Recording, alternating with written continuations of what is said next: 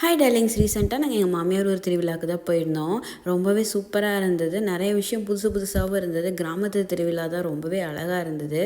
நாங்களும் பார்த்திங்கன்னா போன உடனே ஐஸ்கிரீம் எல்லாம் வாங்கி சாப்பிட்டுட்டு அங்கே நடக்கிற ஒவ்வொன்றையும் பார்த்தா ரொம்பவே ஆச்சரியமாகவும் இருந்தது. நிறைய விஷயம் புதுசாக இருந்து பார்க்குறக்கு.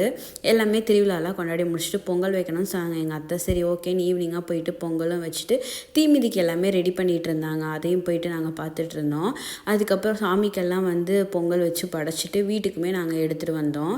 வீட்லேயும் சாமியெல்லாம் கும்பிட்டு முடிச்சுட்டு ஈவினிங்காக தீமிதிக்கு ரெடி பண்ணிகிட்டு இருந்தாங்க இல்லையா, சரி நான் அதையும் போய் பார்த்துட்டு தீமிதி பார்க்கறதுக்கு தான் வெயிட் பண்ணிகிட்டு இருந்தோம். சின்ன பசங்கள்லேருந்து பெரியவங்க வயசானவங்க எல்லாருமே பயங்கரமாக தீமிதி பண்ணிகிட்டு இருந்தாங்க. எனக்கெல்லாம் ரொம்பவே ஆச்சரியமாக இருந்தது. அப்புறம் ஈவினிங்காக ஒரு கூத்தெல்லாம் வச்சுருந்தாங்க. கூத்து பார்த்திங்கன்னா அதில் ஒருத்தனை போட்டு ஒருத்தன் அடிக்கிறான், அதுக்கு எல்லாருமே சிரிக்கிறாங்க. இதெல்லாம் ஜோக்காடான்னு எனக்கு தோணிகிட்டு இருந்தது. அப்புறம் அதையும் கொஞ்சம் போர் அடிச்சதுன்னு சொல்லிட்டு நாங்கள் வீட்டுக்கு சாமி வரும்னு சொன்னாங்க.